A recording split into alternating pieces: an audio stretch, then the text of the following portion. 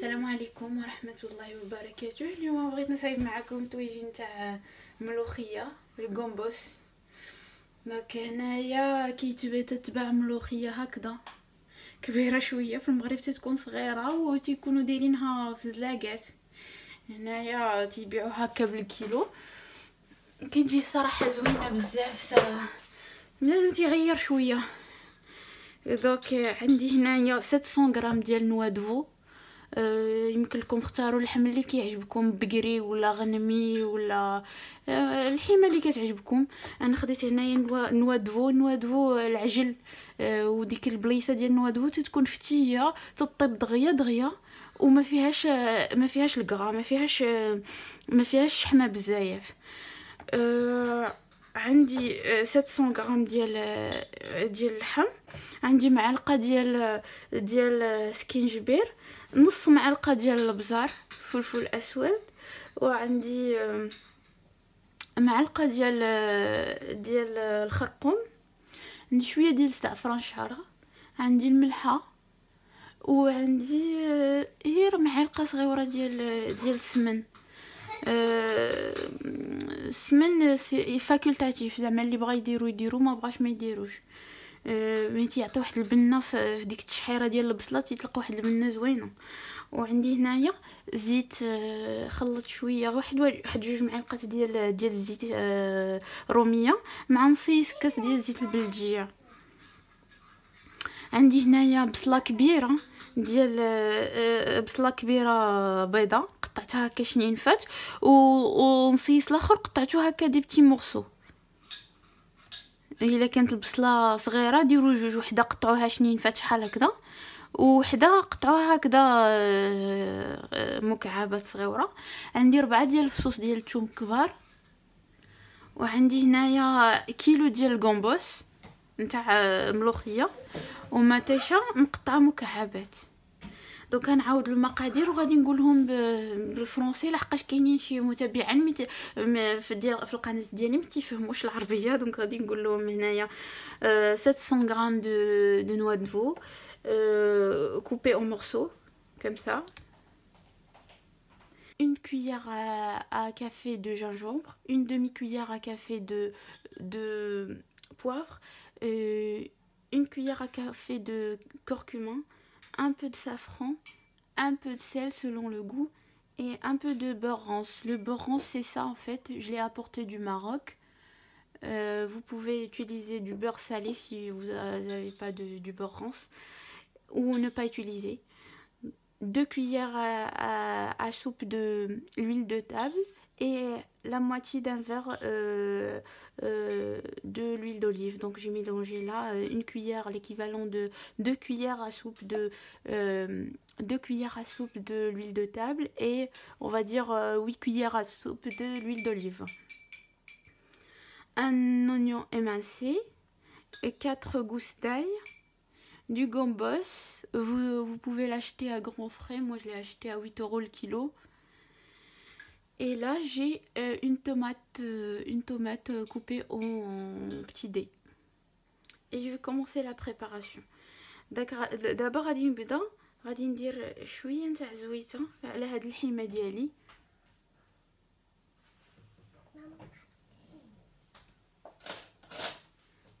ندير شويه نتاع زويته على هاد الحيمه ديالي.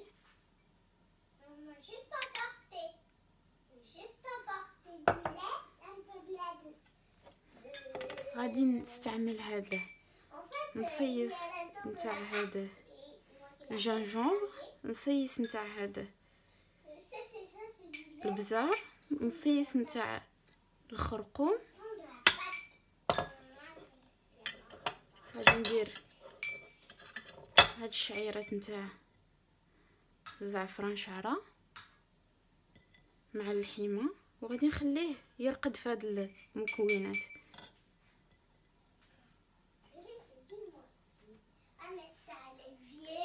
غادي ندير معاه شويه نيت نتاع السمن هكذا، وغادي ندير معاه شويه ديال الملحه، نص الكميه تاع الملحه. غادي نخلطو هكذا.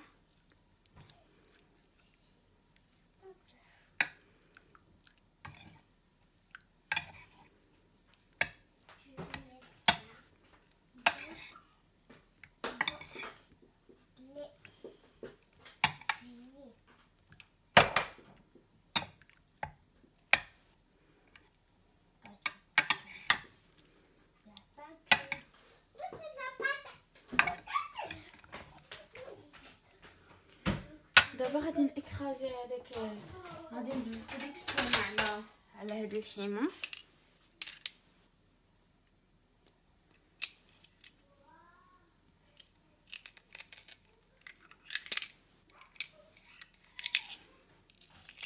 الثومه انا في الاول ما كانتش كتعجبني بزاف في الطياب، كنت كندير غير وحيده ولا جوج، ولكن ملي قريت الفوائد ديال الثومه فرانشمون وليت كنكثر فيها شويه في الطياب، وراه تتجي بنينه. فهمتيني ما كتجيش كاع مضروره. بنادم يدير فهمتيني يدير الكميه كافيه اللي تتعجبو ديال الثومه، وما يخافش من الثومه. الثومه راه زوينه مزيانه بزاف للصحه. هكذا. وشي الاخر غادي نكرازيه مع غادي نكرازيه منين غادي ندير الزويته والبصيله طيب في لاكوكوط. صافي دابا هاد الحيمه ديالي هكا غادي نخليها على جنب، وغادي ناخذ هاد البصيله هادي غادي نديرها في الطنجره. نشعل العافيه. Moi je vais prendre du sucre. Je vais prendre du sucre. Je vais prendre du sucre. غادي ندير هاد الزويته ديالي اللي خليت، غادي ندير هاد الزويته ديالي هكذا في الطنجره. Je vais mettre de l'huile d'olive avec de l'huile de table dans la cocotte minute. Je vais y rajouter غادي نزيد عليها هاد شويه ديال السمن. Je vais y rajouter un peu de beurre rance. Moi je prends du sucre. وغادي ندير فوق منهم هاد البصيله باش تشحر. دوك هنايا في لاكوكوط درت زيت البلديه مع ديك شويه ديال زيت روميه اللي كانوا بقاو ليا، ودرت معاهم غير رويس ديال معلقه ديال السمن.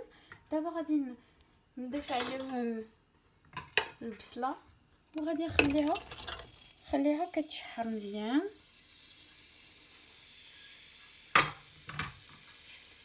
وتدبل حتى كيطيح مزيان ونتلاقاو من بعد. دابا غادي نقي هاد الكومبوس. دونك تنحيدو له غير الراس ديالو هكا، ما تنغرقوش باش ما تيبقاش يطلقنا ديك الماده اللزجه تاعو. فهمتيني تنحيدو هكذا وتنحيدو له هاد التحتاني ديالو. دونك on coupe juste la tête et un petit peu de la queue juste comme ça en fait. Plus un petit peu de la queue et juste la tête. Il faut pas aller plus loin en fait, juste comme ça. انا غادي نكمل هاد الكميه كامله، غادي نحيد لها غير الرويس ديالها ولا كو، وغادي نغسلها ونتلاقاو من بعد باش نوريكم التتمه ديال الطاجين ديالي. Après avoir terminé de peler mes gambos, d'abord je vais rajouter la noix de veau sur les oignons que j'ai fait revenir dans la cocotte. D'abord غادي نزيد هاد الحيمه ديالي على هذيك البصيله اللي قليتها في لا كوكوط. دونك من بعد ما تقلات ليا البصيله ديالي مزيان في لا كوكوط، غادي نزيد عليها هذيك الحيمه اللي كنت مارينيت ولا كنت رقدت في ديك لاصوص اللي زدت عليها الحيمه. دابا غادي نخليها هكذا غير واحد 2 دقائق هنايا في لاكوكوط، وغادي نزيد عليها الماء مع المرق. زدت كاس تاع الماء، غنزيد الكاس الثاني كويس صغير بحال هكذا، un verre comme ça donc j'ai mis 2 verres d'eau et je vais mettre l'autre moitié تاع les épices.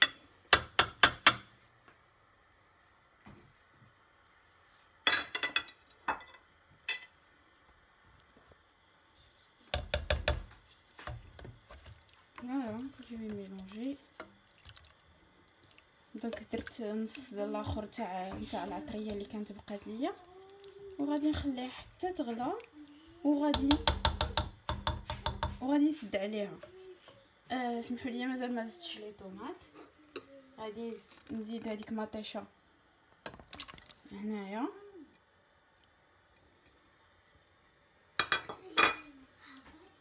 وغادي نخليها حتى تغلى.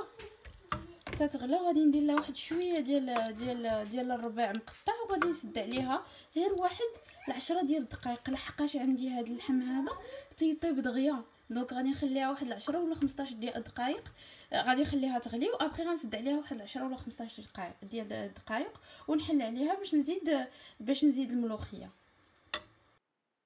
من بعد ما كيطيب اللحم ديالي كنزيد عليه الملوخيه وتنخليها طيب واحد 15 دقيقه. تنسد عليها ماشي ما تنسدش عليها الكوكوط، غير تنغطيها وتنخليها طيب 15 دقيقه. تنحاول ما نحركهاش لا بمعلقه ولا بمغرف ولا بفرشيطه باش ما تطلقش ليا الماده اللزيجه نتاعها. من بعد ما كدوز 15 دقيقه تنهز الموس تنتك هذيك الملوخيه. الا خرج الموس بسهوله صافي راه طابت الملوخيه. Une fois la noix de veau cuite, je rajoute les gambos, je couvre la cocotte et je laisse cuire pendant 15 minutes. Après, je vérifie à l'aide d'une pointe de couteau. Si ça sort facilement, c'est cuit. Et après, je sers et bonne dégustation. Donc, هذه الملوخية ديالي من بعد ما طابت غادي نقدمها دابا في الطبق.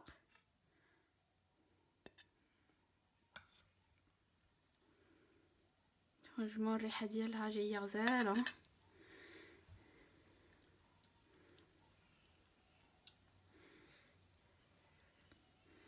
وتتبقى هكذا ساينه، ملي ما كتحركوش كوكوط بزاف تتبقى هكذا ساينه وتجي لذيذه. هذا هو الطبق النهائي نتاعي. دونك ما نقولكمش شحال كيجي بنين ولذيذ.